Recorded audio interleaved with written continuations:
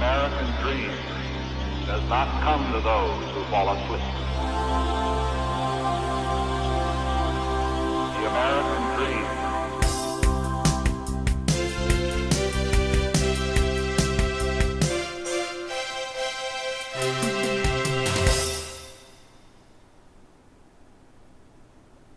Hi, welcome back. Again, my name is Paul Gruber, and this is the Pronunciation Workshop's 6th training session. In this session, we will cover word endings. Often people who speak English as a second language drop the endings or final sounds off of their words, or they do not pronounce these final sounds correctly. If this is done consistently in conversation, chances are you will not be understood. I've noticed that the majority of my clients clip off the endings of words without even realizing that they are doing this.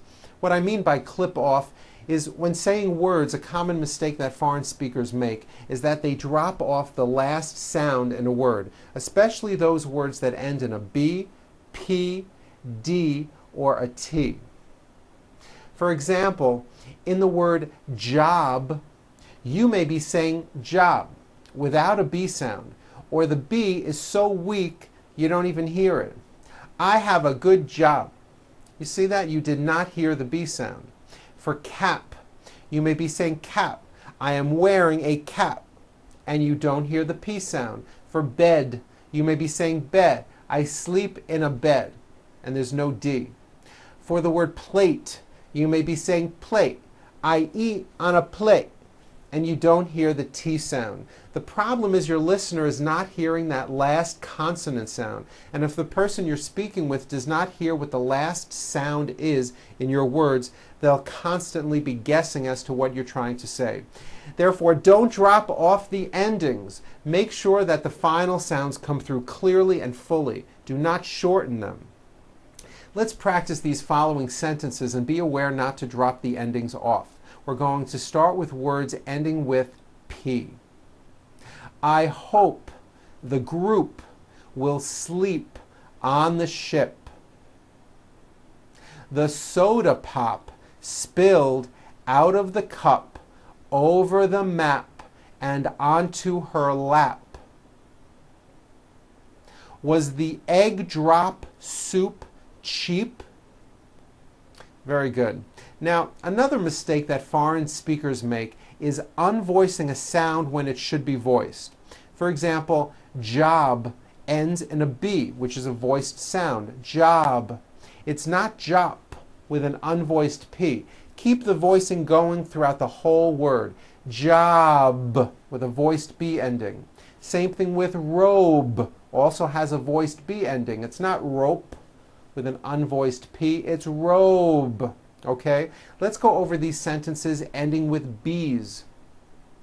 We cleaned the cobweb from the doorknob near the bathtub. Rob broke his golf club when he slipped on the ice cube. The crab was under the cement slab at the yacht club. The ticket stub was found in the taxi cab. Now T endings. Make sure the T's come through clearly. Kate left her cat on the mat as she flew a kite. The sailboat came into the port to join the fleet. What bait will make the fish bite? A cricket or a piece of meat? Very good. Now also remember to add voicing to words with D endings. Bed has a voiced D ending. It's not bet with an unvoiced T, it's bed with a voiced D. Road also has a voiced D ending. Road. It's not wrote, unvoiced, it's road. The whole word is voiced. Let's go over these sentences ending with voiced Ds. Fred will decide which sled should be painted red. David tried to send a refund back to England. He could not hide his report card behind the chalkboard. Very good. Okay, now let's talk about ed endings. Many verbs that are in the past tense end with ed. For example, clean. Today I clean. Yesterday I cleaned. Now, ed endings have similar rules as the s and z endings that we discussed in the second session. Here's the first rule, and probably you already do this correctly. If a word ends in an unvoiced consonant, all we do is add an unvoiced T. So let's look at the word jump, for example. The final sound in jump is a P, which is unvoiced.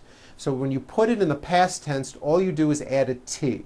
So jump becomes jumped with a T sound at the end. Jumped. Of course, the word is spelled with an ed ending. It's just pronounced as a T. Jumped, like that. The word walk, which has an unvoiced K sound at the end, walk, becomes walked. Yesterday I walked. Here's the second rule. If a word ends in a voiced consonant, you add a voiced D. In other words, you keep the whole word voiced. So for example, the word rub ends with a voiced B. Rub. Today I rub. Yesterday I rubbed. All I did was add a voiced D sound at the end. Rubbed. It's not rubbed with an unvoiced T. It's rubbed, like that. Here's another example. Clean ends with a voiced N. So today I clean. Yesterday I cleaned. I cleaned the kitchen. Pour becomes poured. I poured the milk. Scrub becomes scrubbed. I scrubbed the floor. Tag becomes tagged. I tagged the clothing. Spill ends with a voiced L sound. Spill. So it becomes spilled. I spilled the juice. Trim becomes trimmed. I trimmed the tree. Move has that voiced V sound. Move. So it becomes moved. I moved to California. Buzz becomes buzzed.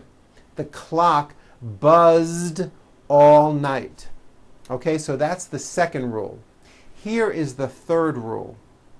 If a word ends in a T or a D sound, we add the ending id, which is a vowel I, followed by a D, which is voiced. Id. So for example, the word lift. Lift ends with an unvoiced T. Lift. So today I lift the ball. Yesterday I lifted the ball. Lift becomes lifted. And remember in the third session we talked about when a T falls between two vowels, turns into a D, like in the word water. Water becomes water. Remember that? Well, the same thing happens here when the T comes between two vowels. So look at this next word. Heat. The verb to heat becomes heated. I heated up my dinner. Vote becomes voted. He voted this morning. Hand becomes handed. He handed me his report. Trade becomes traded. I traded in my old car. Add becomes added. She added some information. Okay, now let's go over these exercises with ed endings. You'll notice that I put a line under all the endings that are voiced to help you remember to add voicing. Here we go. Bob raked the leaves and then started to wash his car. He then loaded up the dishwasher and finished washing his dishes. Susan spilled her drink on the spotted rug. She cleaned it up with a napkin, which wasted a lot of time. He thanked me and offered me money if I picked up the used equipment. Very good. Okay, now let's talk about words that end in ng. Some people who speak English as a second language have gotten into the bad habit of adding a K release sound, k, k, like that, after an ng ending. For example, in the word ring, it becomes ring, k. The word walking becomes walking, k. The word talking becomes talking, k, like that. That is not right. The problem is there's just this little k, K sound at the end of the ing sound. Don't do this. It is not right and it does not sound good. Let's talk about the ng sound. There are 3 nasal sounds in English. Nasal sounds are sounds which come out of your nose. Those 3 nasal sounds are M, N, N, and NG. Ing, like that. Let me show you something. Try to say the M sound, while closing off your nose. You see, you cannot do it because the M sound comes out of your nose. It's a nasal sound. Same thing with the NG sound. Ing comes out of your nose. It's a combination of an N and a G, and it is found at the ends of words like ring and sing. And I want you to realize that there is not a K sound. There is not a K sound. The word is not walking, k. It's walking with that ng ending, okay? Walking. Let's practice these sentences with ng endings. Here we go. I have a feeling that she is working too much. She has been wearing a hearing aid so that she could sing. He is looking forward to speaking at the Thanksgiving celebration. Very good.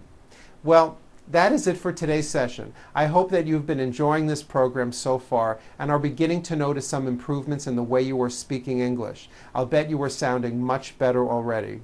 Have fun practicing those ending sounds, and I'll see you at the next session. I'm Paul Gruber with the Pronunciation Workshop. Goodbye.